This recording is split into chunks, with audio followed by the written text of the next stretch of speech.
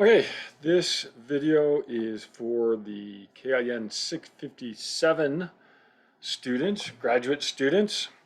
Thank you for taking this course and thank you for the interest in the physiology of endurance performance. I hope you are doing some endurance performance. That actually will make this even more fun. But if not, maybe I'll convince you to do some endurance performance, which may be a 5K or maybe a 10K or maybe a marathon or an Ironman or what have you. No, you're not required to sign up for an event, but boy, I certainly have toyed around with that idea, and I think that would be sort of fun because then we're sort of really putting our knowledge of physiology in motion.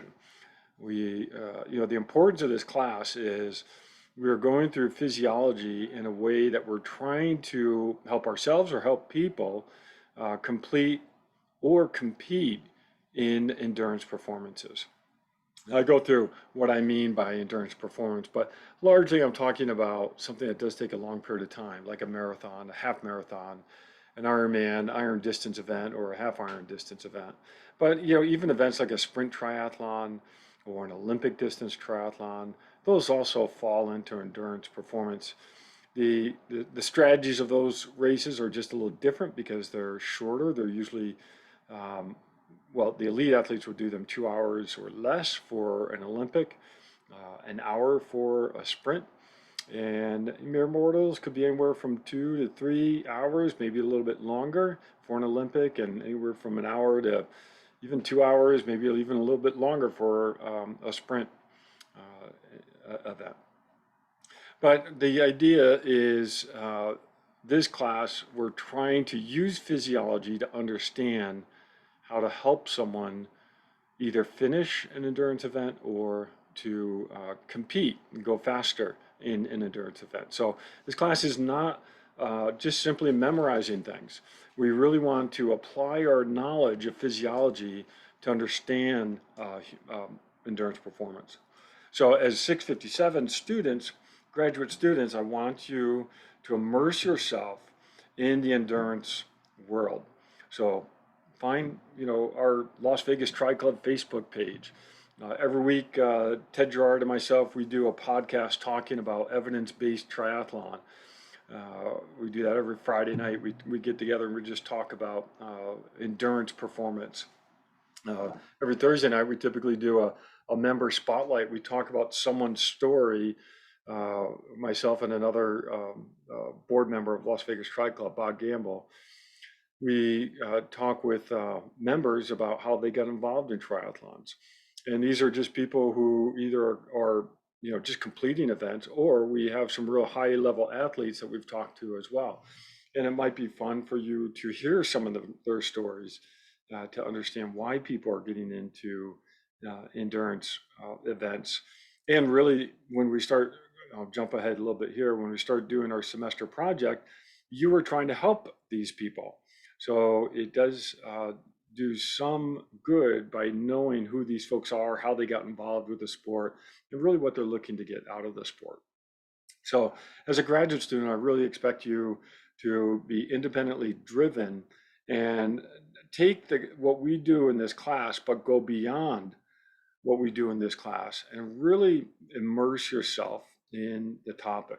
Physiology, endurance performance. Okay. And by immersing yourself in the topic, you'll have a deeper level of knowledge by the end of the semester. Now, the one downside of being remote at this point of the semester is graduate students we don't have as much of an ability to get together as a group.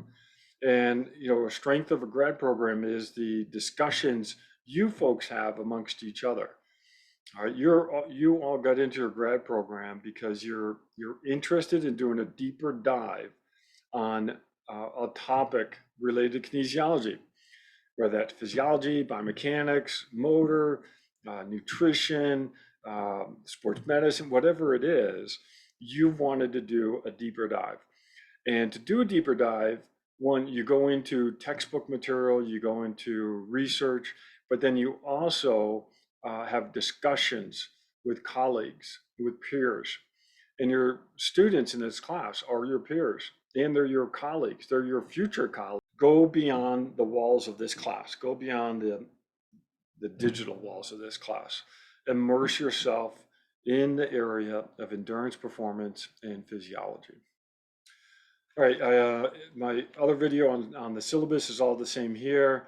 I'm going to jump down here. Oh, and I do expect fully you to have the textbook, The Law of Running, and keep up with the readings. As a graduate student, the best advice I can give you to have to get the most value out of your grad program is read, read, read. I strongly recommend you have any other exercise physiology book, and I strongly recommend also getting the Tabor's Medical Dictionary, especially if your focus is in the area of physiology in your graduate studies. Now, it is a little bit expensive, but maybe you can find a used version, or if you want, check it out from a library and see if you use it, and then purchase it down the road. Could make a good birthday gift at some point. You can always suggest to someone to get you that. Grading elements are all the same, but for you, for each of these exams, I'll have some short answers for you, okay? And for the take home, I'll have for the final, I'll have a take home portion for you, right? This will give you an opportunity to go deeper into showing me the material that you understand in what you've learned in this class. The undergrad students will all be doing multiple choice, true, false, matching type of format. But you, as 657 students, will have the opportunity to go a bit deeper in your answers to demonstrate the knowledge that you're getting for each of these content areas. Semester project assignments are the same, videos the same, with one exception. You can go off list of the questions that I have. Now, the questions I have are pretty extensive, so you'll see, you might see something that you're going to be interested anyhow.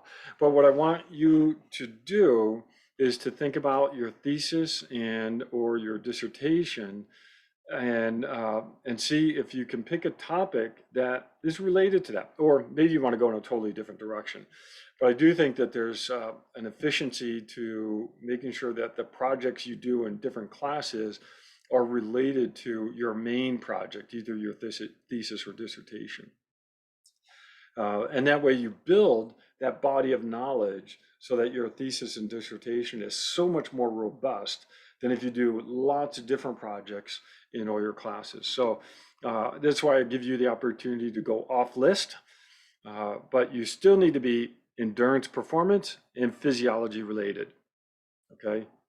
You've got to hit those 2 points. Can't go off list and do biomechanics of endurance performance. That's a different class, okay? You've got to be physiology and endurance performance. The physiology, what's physiology? Well, chapters 1 through 4 of NOCS. If it's covered in chapters 1 through 4 and you're picking a topic from one of those focused areas, then you're right on target. Endurance performance, as I've said, and I've got another video on it, really talking about something that takes a substantial amount of time. So not a 200 meter sprint on track, not a 200 yard or 200 meter sprint, or it's not sprint, but swim. That's always a tough distance. But something more endurance related, which is sustained physical activity. Still a little bit nebulous, but we're talking something that's going to take a long time. 5K, probably okay. 10K, probably okay. Half marathon, yeah, that's heading in the right direction. Marathon, definitely. Ironman, sprint distance. Now there is a new division or new race format, which is super sprint. I almost include that because there are the super sprint also includes multiple races of that super sprint format. But we can deal with that if you're interested in that area. Okay, so everything else is the same. Again, I just want to emphasize for you, the graduate student, that I really expect you to go above and beyond the material that I post. and really do a deep dive on endurance, performance, and physiology, and just immerse yourself in this area. Like I said for the other presentation on the syllabus, join the Las Vegas Tri Club Facebook page, because those are the folks that we're trying to help. All right, we're trying to answer questions that they have, and you'll see different questions that they post on Facebook about nutrition, about shoes, about running style. And we want to be able to provide empirical evidence to support some answer to guide them, right? So that's what this class is for you folks, and I hope you enjoy it. I really enjoy this topic, both physiology and endurance performance, and I really value the knowledge that we can get out of it, because I do believe it really does help in performance. Okay, thank you.